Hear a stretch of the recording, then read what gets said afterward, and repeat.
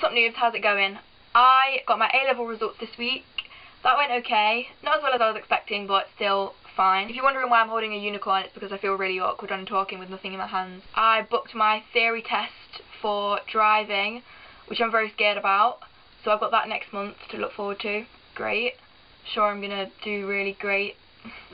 Driving stresses me out so much, like I can't begin to tell you how much anxiety it gives me. I need at least 3 days to get my blood pressure back to normal. Not only are you trying to keep a ton of metal under control while doing 17 different things all at once, you've got to be responsible for all the other road users as well, including all the stupid ones. I've seen so many irresponsible drivers. Like, I'm not saying that I'm brilliant, because I'm not. I haven't passed my test yet, so I've still got things to learn, but I am so surprised at the people that are legally allowed to drive and the skill that they drive at. But I don't know how they passed their test. Like, there's this woman that lives a few doors down from me on my street, and I am not joking. She can't reverse for shit. No sexism intended. She has 2 driveways worth of space to reverse through, and yet she still somehow manages to plough through people's plant pots and ornamental snails. Rest in peace, Brian, you'll be dearly missed. But obviously I can't blame my anxiety solely on other people. Animals are equally as dangerous. You could be casually driving along a peaceful country road, admiring the beautiful scenery as you go, when suddenly a cat dives out into the road. Now do you understand why it's so stressful? But seriously, do not even get me started on horses. Like, no offence to the riders, I'm sure that they're very responsible at keeping the horses under control, going by cars and stuff. But seriously, some of them are absolute maniacs.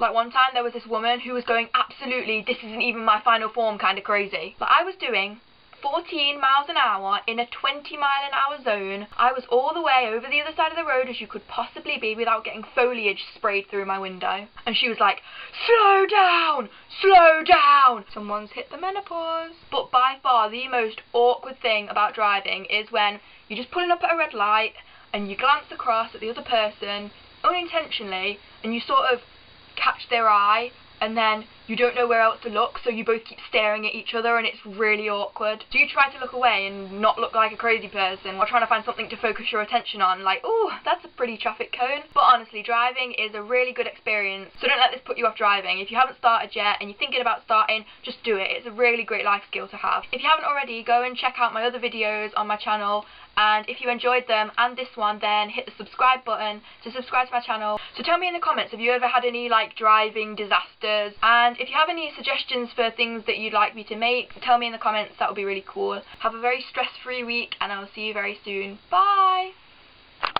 I was as far across to the other side of the road as you can get without getting foliage into the window. Oh, I don't want an ice cream right now. I actually kind of do. Ice cream would be so good right now.